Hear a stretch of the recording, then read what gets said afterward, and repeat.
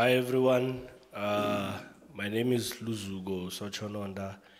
I am the stage manager for the production Silent, which took place in the Vavasati Women's Festival, and I am joined by my awesome cast members. They will introduce themselves. Thank you, Luz. My name is Kgaogelo. I would like to call myself an artivist. I'm an activist, but also an artist, a performer by profession. And here at the Vavasati Festival in 2019 at the State Theatre, I am part of the cast of Silent, playing the character of Lesedi, who is a survivor. Hi everyone, my name is Falake Makubo, and I'm an actor. Well, I'm also a part of the cast of Silent, and I'm playing the role of Prasem actually, the guy who's always on Lesedi's case via raping, trying to make by all means to satisfy himself. Yeah. Okay, as you guys might see or have seen the clip, Silent is a production about this young girl who lives with the stepfather and the mother who's always away with work or other commitments. And now this stepfather starts taking advantage of her in molesting her sexually and starts controlling her, start dictating for her what to do, what friends to have. And it's a very deep story because, truth be told, it's things that happen in our society nowadays.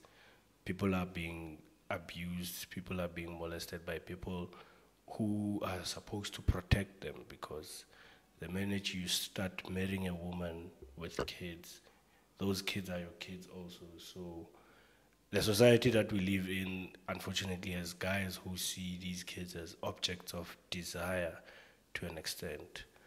And Silent has been there since 2015. It's a production that has been there since 2015, and it's an adaptation of the script Silent Anna. And it was workshopped and rewritten, how many times? A lot of times. Recast, but there's 2 cast members who seem to be expandable. But I'm sure next time we're gonna get rid of them.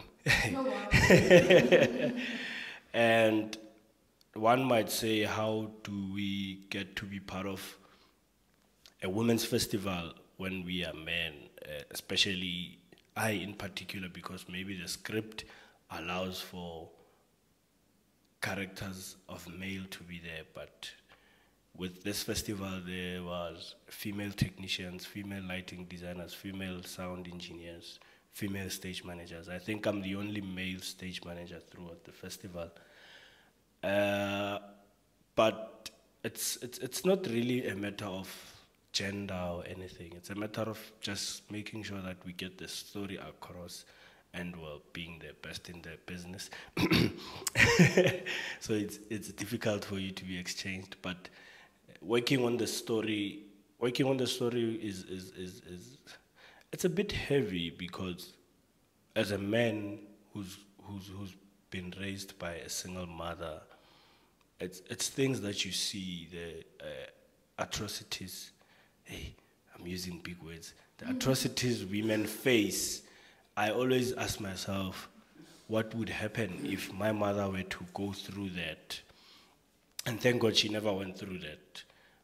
But also, I as a man, I will grow up one day, I will meet a lady with a kid, I will marry that lady.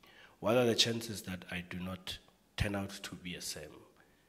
Then if you are involved in such stories and you understand the depth of this story, the weight of this story, I think it's a story that can also maybe tune your mindset in terms of being a better man for a future generation, and respecting women more, not just women in your vicinity, but even strange women on the streets, because we've now turned women into objects of desire. We have this thing of undressing women even if they are dressed. That's where it starts. It doesn't start with us just fondling or abusing them sexually. If I make a nasty remark about how a woman is dressed, I feel I've already skipped the line of being a monster too, an irredeemable monster. And yeah, it's. I feel like I'm gonna talk until 12 a.m. Are you guys wanna add something? You're very passionate, Luzuko, and obviously that's appreciated. So, just to speak a little bit about the character that I play. She goes through like different age groups, and we see her growing up in this abuse, starting from the age of 13 in our story. And for an actress, it's almost like reliving that every day, in rehearsal, in performance, and you create this world that you need to first believe yourself before somebody else who's going to watch it is going to believe it. So in order to believe it, you have to live it.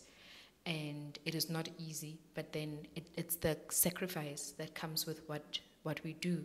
And so the show, the play was directed by Diamond Mokoape. And sometimes, we tease her.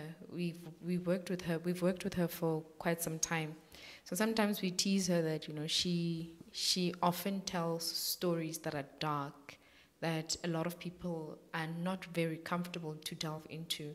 And she goes right there where a lot of us would rather hide away from, because it's so painful, because it's so comfortable, because we know the people, because we know the stories too well. We have lived the stories, and they are a part of us. So I salute her bravery. Despite any kind of criticism that she may get, that she continues telling the stories that a lot would rather shy away from. And I suppose that's the artivism that I was talking about, that then productions like these open an opportunity for a conversation, because at least it has been seen. It's almost like when we started the interview, Luzuko was talking about breaking the ice. So it's almost like the icebreaker into very, very difficult conversations. Because in order for us to heal as a country, as women who have been through the atrocities, as men who have witnessed people that they love go through the atrocities, we first need to start with having a conversation, having a dialogue. And the more we speak about it, the more we process it. Because then if we just sweep it on the carpet and say, it doesn't matter, or it's too painful, let's rather not. The only way for us to heal is going through it and speaking about it. And I know that for some people who have been through the experiences, it may sometimes be very, very hard to go through and watch. And but I would like to encourage through the work to say, you know what, bit by bit, even if you can take a bite today and 2 bites tomorrow, but eventually use this work, this kind of work, and many other voices within our industry for somebody to just find a place where they can say, I can relate, or because of the work, you touched on something, I healed, or I am healing, or for men, a lot of our men who don't even know half the things that women are going through, they also then come and watch, and a light bulb switches on that, you know what, I need to speak to my fellow brothers, because then if I'm silent about it, then it's going to continue. And sometimes a man cannot be barking, affected by that kind of scenario. But who knows, tomorrow he might be a father to a daughter. No man would want their daughter to go through any form of hardship by another man. Yeah, so, and I hope that, there are these kind of platforms that continue being open for more of these conversations to happen, for more of the healing to happen, until hopefully we get to a place in our country where women don't have to live in fear. Yes, wow. Preach. Amen. And well, the role of Prasem, as an actor, while I was busy investigating it, even now, I still have questions. Because, I hear what Koki is saying with regards to, like, we should speak, because Sam was molested by his father. So, for the mere fact, there's this thing which, as males, we are told that you need to be strong, you need to be indotaikali. So, now all that he's doing is these things that, sometimes when in life there's this thing of when I feel a pain, I want you to feel the exact pain which I felt, of which like now you are doing it into no wrong, into the wrong person, because all of this I think would have been avoided if only Sam did come out and speak in public and went and asked for help. But then he chose to stick to this stigma of indotaikali. That's why he repeatedly did what he did to Lesedi. That's why he would even say that you think you're special. Well, you're not the first one to have faced this, but all of us, we went there. And also to the guys out there who have been molested and everything, please, my brother, go and look for help. Then to utindo taikali aisebenzi because of uzofa ngaphakathi wedwa, and then you'll start now doing the very same thing that they've done to you to other people. Amandla. And yeah, with Silent, I would like to also appreciate Miss D and the cast. Well, apparently there are 2 cast members who are not here. Poppy, who was played by Offense, and Chox was played by Isana Lemvula Masego. And yeah, I think, yeah. For me, playing this role, it was so heavy because even my behavior personally, will change, will start changing. Even though I'm not in rehearsals, I'll start freaking out. Even if you just do something to me, I'll start hey, fuck, what, because acting, especially playing these kind of roles, it doesn't just you performing, but it takes something. I call it your soul, because as actors, especially when playing, especially these 2 roles, Lesedi's and Sam's, I feel like we were gambling with our souls, because when you can just tap into that liminal space, there are just slim chances that you'll come back into your own self. That's why each and every time after a play, we are being advised to tap out, step out of the character. If maybe you have your own routine, which you do, just do it, because we tend to, after doing these kind of roles, not to step out. You just want to go and, hey guys, how are you? But then the very same things, that the role that you are playing, you'll still roam around your head. Then you end up being the very same guy which you were portraying. Because, personally, I was having tough time. Because I remember once we spoke about this, because I have a tendency of that when I'm playing a role, I tend to lose myself. So, at least in this show, I did try, because, okay, fine, now I feel like I'm losing myself, let me just relax and chill, because being a monster, and especially when it's a contrary, I'm not a person, I'm that guy, love fun and what's so not, but it was not easy. And some other people after the show might see me as the guy who raped kids. And the other reason for us to, actually the role of Prasem, he was a Christian initially. Then I as an actor chose it to make him a Nazareth, because I know there will be those political things there, but then I've realized that whether we like it or not, each and every man, it's just that some of the things, they are not out there so that we can see or read about them. But in each and every church, in each and every religious whatever, there are those men out there. So that's why I chose to expose another side, not just the Christian way, because we know Christians, oh, you'll eat your soap and all those jazz. But then I tried to put some smolanyana element from the other aspect of religion, from Oshembe. With audience, it's so difficult, like actually, because obviously a theater, it's a performance. It's actor audience interaction. Without audience, there is no performance. Without an actor, there's no performance. So, but then now with this kind of a show, I've realized something, that the audience members will just look for those smaller moments where it's fun, so that they can laugh, because of we are always trying to shy away from what is in our face, because in the show there are no comic relief moments, they're just slim.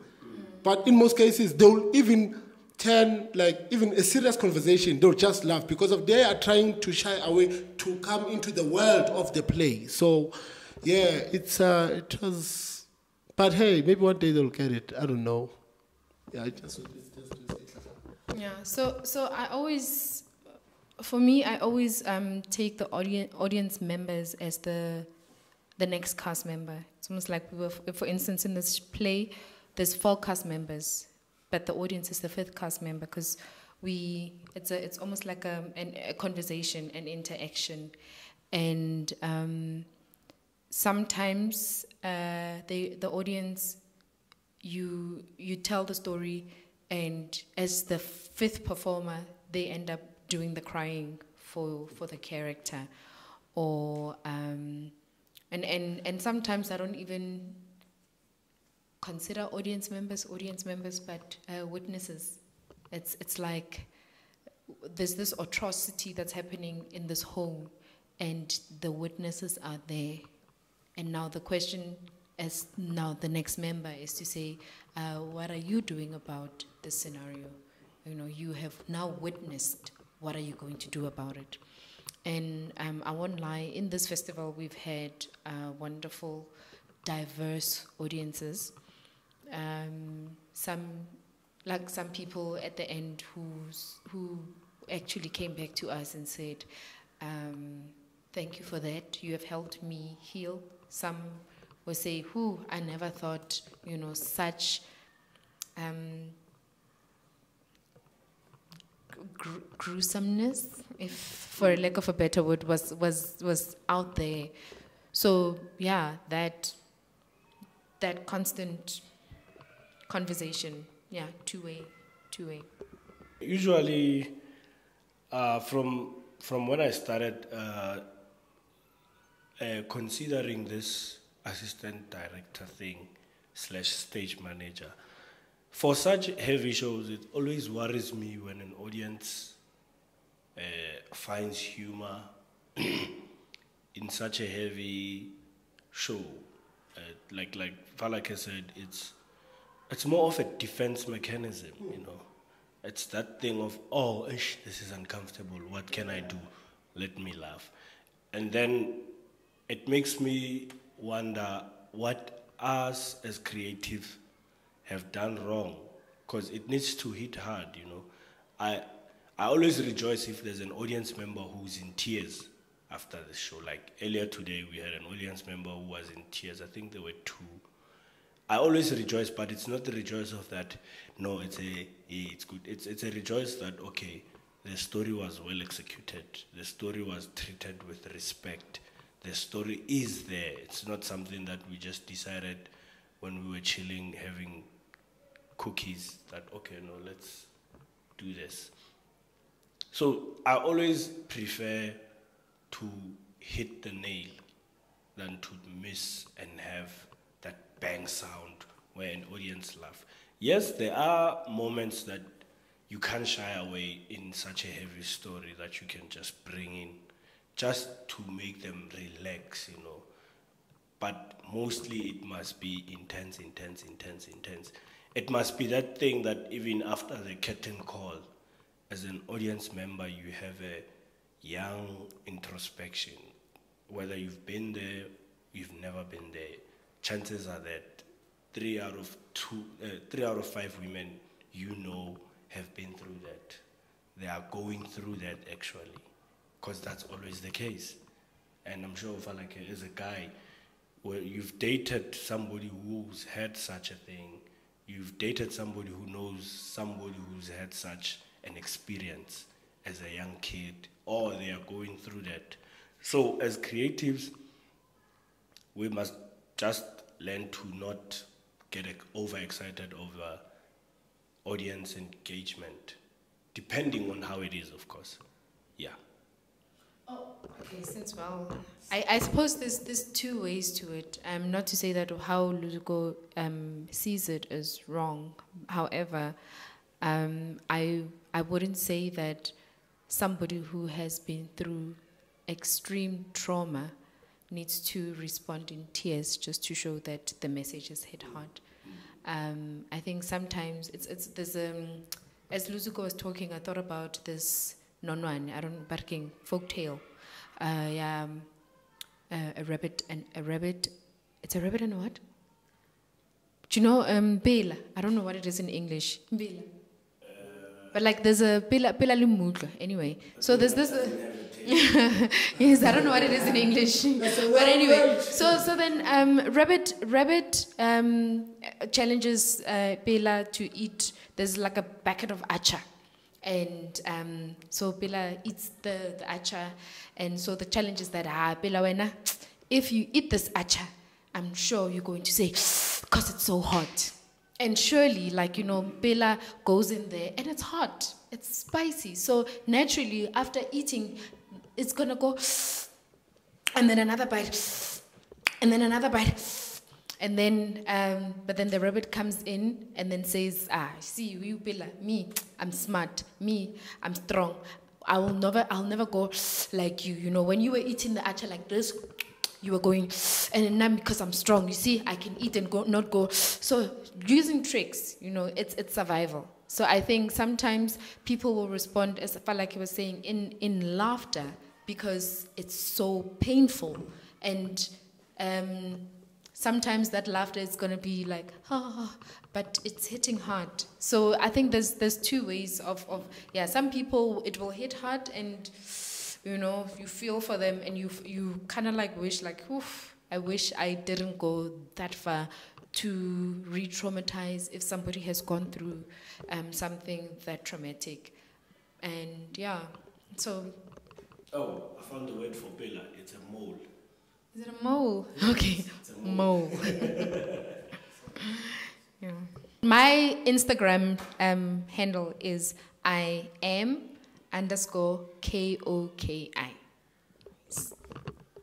And my Instagram is Falake, FALAKHE_M. And my Facebook is Falake Stwai Makubo, and my Twitter is Falake_M. My Instagram is Luzugo the First, and my Facebook it's Luzugo LA Sochononda Tota. And I don't have Twitter because of Black Twitter is harsh. And our director's handle is at Ms. D on Instagram, at Ms with ZDEE. And thank you to the State Theatre for the platform. Even with the challenges, but we managed to present a well-respected piece. Yes. And we hope, like you said before the interview, that the women do not only get the spotlight just 1 month, but they get the spotlight throughout the year, because I think now we are way beyond that patriarchy business. We are all equals now. Yeah. Thank you.